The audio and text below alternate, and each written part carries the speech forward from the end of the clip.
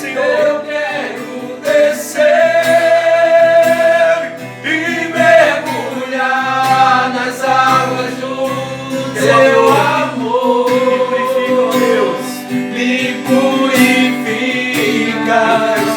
eu quero ser limpo.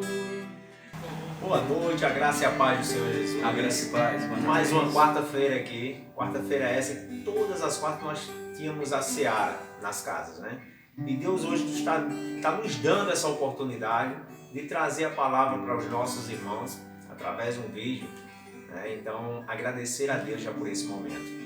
E eu convido a você a, nesse momento, estar fazendo oração junto conosco antes de começarmos a palavra, amém? Amado Deus, te agradecemos, Senhor, pelas nossas vidas, Pai. Te agradecemos, Senhor Deus, pelo teu agir, Senhor Deus, todos os dias. Obrigado, Senhor Deus, por nos fazer entender, Pai, que nos momentos difíceis o Senhor está conosco. Eu te agradeço, Senhor Deus, porque a tua palavra, Senhor, é refrigério para nós, Pai. Nós conseguimos compreender, Senhor Deus, direcionamento vindo de ti, Senhor Deus, para as nossas vidas.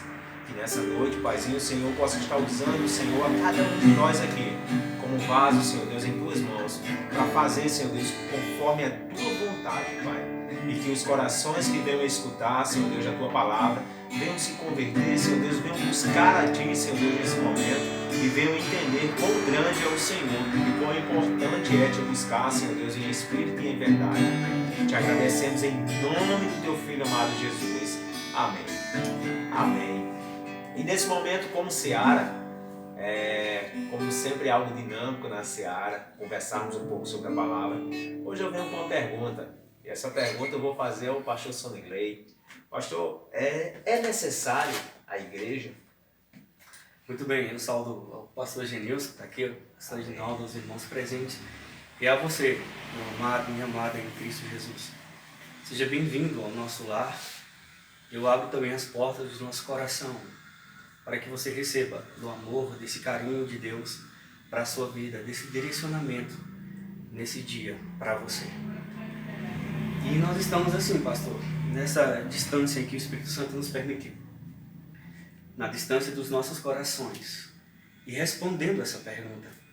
O pastor disse, a igreja é necessária? Eu digo, é. Ela é mais do que necessária, ela é fundamental. Ela é a expressão, ela é o fruto de um amor que foi conquistado, que foi dedicado, derramado na cruz do Calvário.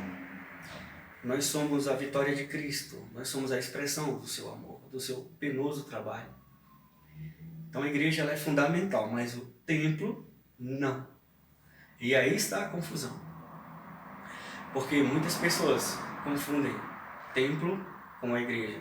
A Bíblia diz que nós somos a igreja, nós somos povo de Deus, povo escolhido.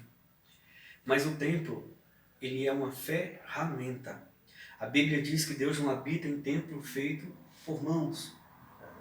Nenhuma construção humana pode se arvorar dessa, digamos assim, desse entendimento de que fez algo que possa conter a presença de Deus. Não, nós temos um lugar que nós chamamos ali de um templo, e está ali a Igreja Cristã Amor e Vida utilizando como uma ferramenta, e nós não desaprovamos isso. Mas nós deixamos claro que a igreja não pode depender de um lugar para ser igreja. E o texto que nós temos nessa noite, em Atos 5:42, que fala sobre isso.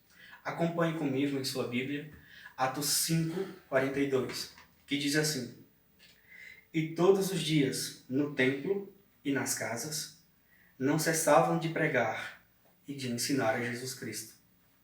Muito bem. Todos os dias, no templo e nas casas, não cessavam de pregar e de ensinar a Jesus. E se você me perguntar, mas pastor, como então deve ser o modelo da igreja? Como igreja em Cristo Jesus, ela deve ser, como ela deve se manifestar, como ela deve, no seu dia, viver essa experiência de ser cristão, de ser filho de Deus. E eu te digo, nesse versículo nos afirma, todos os dias, essa é a igreja original que o Senhor Jesus deixou, no templo e nas casas. E você me diz, mas se o templo é só uma ferramenta, como tem essa ênfase nesse versículo? Mas eu quero que você entenda que nesse momento os discípulos e a igreja de Jesus não utilizavam aquele espaço físico como nós utilizamos hoje. Aquele espaço físico, pastor, um templo só, não diversas denominações como temos hoje, mas em Jerusalém estava o templo.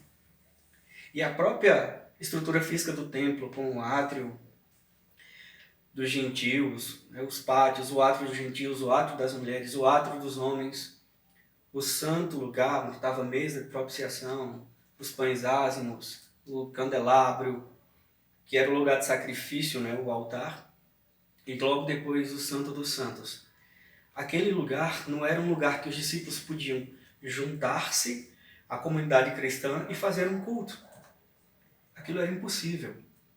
A igreja estava sendo perseguida. Mas o que faziam então os discípulos no templo? Basicamente todos os dias. Eles iam ao templo pregar. Eles iam trazer à luz da Escritura quem era aquele judeu que nunca tinha ido, a mais de 1000 quilômetros de raio de sua terra natal e que tinha absolutamente revolucionado os corações em todo o mundo com sua palavra.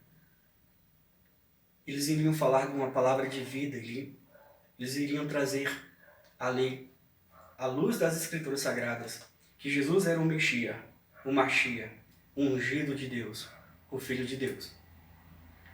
De forma que, evangelizando, eles não podiam cultuar como nós cultuamos hoje. O versículo anterior fala disso. Que os discípulos naquele momento tinham sido perseguidos. Eles tinham sido presos. E eles acabavam de retornar da prisão. Capítulo 3, Pedro tinha sido preso, junto com João. Agora no capítulo 4, os discípulos foram açoitados. Uma quarentena de açoite menos um, por pregar no nome de Jesus. E agora que você sabe essa definição, eles estavam no templo pregando a Jesus de uma forma de evangelização.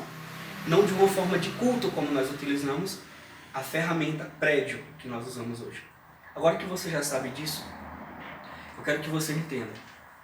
Foi fora dessa ferramenta chamada prédio que as melhores pregações do Evangelho foram trazidas aos corações sedentos. O Sermão do Monte não foi dentro da igreja, dentro de um prédio que foi pregado.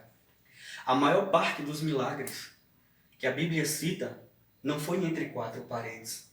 As manifestações de Deus aconteceu para além das paredes de um lugar religioso.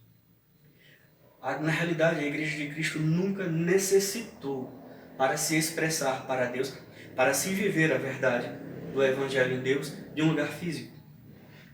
Historicamente, nós vivemos cerca de 300 anos assim, em que a igreja foi fortalecida nas catacumbas de Roma, nas florestas, basicamente nos lares. E aí isso nos remete de novo a Atos 5:42. Todos os dias no templo e nas casas, sim, eles evangelizavam no templo. E sabe o que acontecia na casa? Comunhão da igreja. O que acontecia nas casas era o ensino da palavra.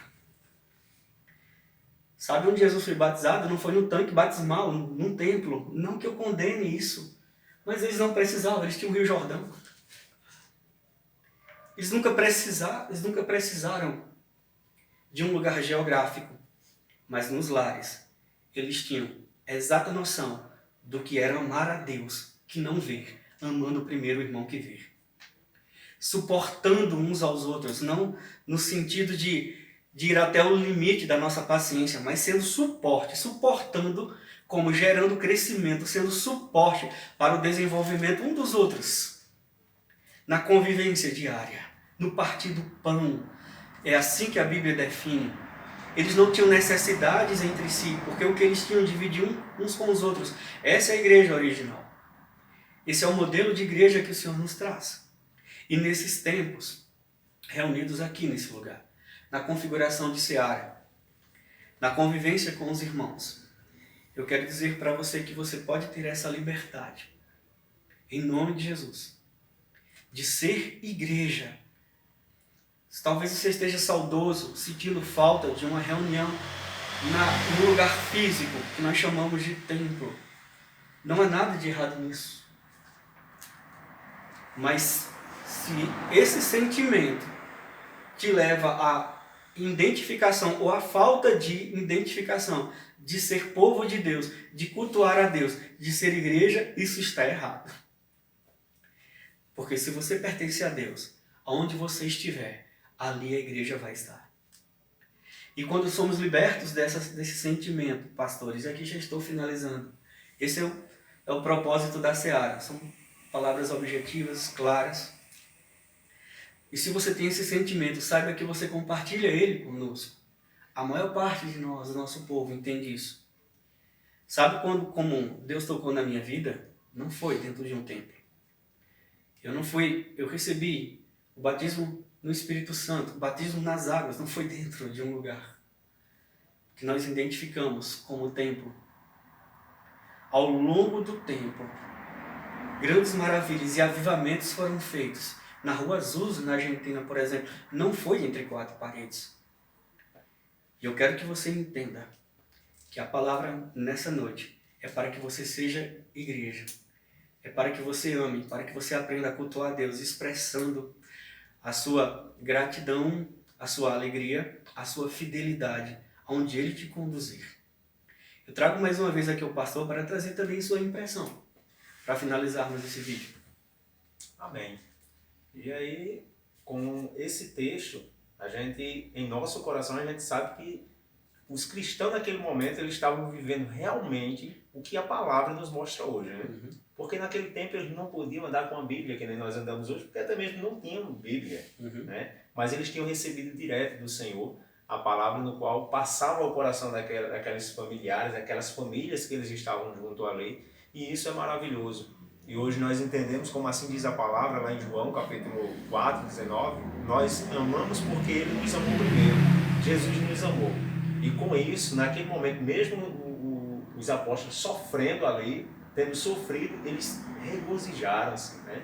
Eles estavam felizes por pregar a palavra do Senhor e saíram continuando, pregando e falando do amor de Deus. Muito bem, portanto não fique surpreso se qualquer uma dessas lives nos ver, nos assistirem nas praças, como um povo de Deus cultuando nos sítios, né, dos montes, em lugares abertos, porque onde nós estivermos, ali o Senhor vai estar. Em lugares muito simples, sem uma luz, sem iluminação, um serviço de som adequado, mas nós vamos estar com o que é essencial, que é Deus, que é a presença dEle.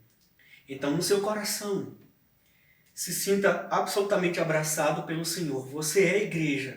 E onde você está, com seus amados, ali há um culto a Deus. Se os corações forem unidos nesse mesmo sentimento, que Deus os abençoe. Que vocês sejam conduzidos ao Senhor nesse entendimento. Nós vamos cantar uma canção. Amém. Glória a Deus. E vamos louvar juntos. Que você seja conduzido nesses dias talvez difíceis, mas para a igreja do Senhor. É dia de se reencontrar com a sua própria essência. Talvez uma essência perdida na necessidade de termos estruturas de mármore, de pertencermos a um lugar, né, de identificação como se fosse um clube. Não. Nós somos dele. E é por ele, para ele, que são todas as coisas. Ele é a essência. O Senhor é a importância. Que nenhum coração se apegue a estruturas ao ponto de esquecer Deus do lado de fora, por não honrar o amor que deve acontecer do lado de dentro de cada homem e cada mulher.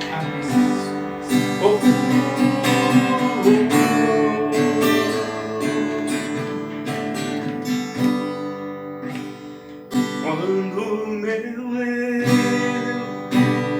eu e o meu orgulho descer comigo e se misturar com as águas do rio, então subirei como Naamã curado. Declarei: eu abro mão, eu abro mão de tudo que sou, só para servir ao Senhor, só para servir ao meu Senhor. Eu abro mão, Senhor, eu abro mão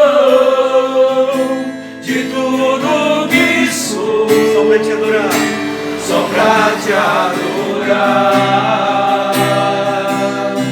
Senhor,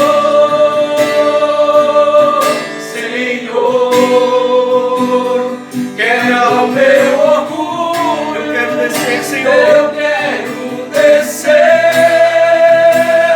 e mergulhar nas águas do teu amor. Me purifica, eu quero ser limpo, como Naamã, no seu poder. Bem baixinho esse refrão, Senhor. Senhor, Pai, fica agora com cada irmão que nos quebra escuta, o meu orgulho, com cada família, Senhor, que está eu reunida. quero Resta-lhes a esperança, força, a identificação correta de quem eles são em Ti. Em nome de Jesus. Eles são igreja, Senhor. E nada pode arrancar isso dos seus corações. Eu quero ser limpo, como Naamã, no seu poder. Um grande abraço, Deus nos abençoe e nos encontramos nesses dias. Amém. Domingo, nossa live, 6 da noite. Um abraço. Amém. Fiquem todos na paz. Quebra o meu orgulho. Eu quero descer, Senhor. Eu quero descer e mergulhar nas águas do teu amor. Me purifica, eu quero ser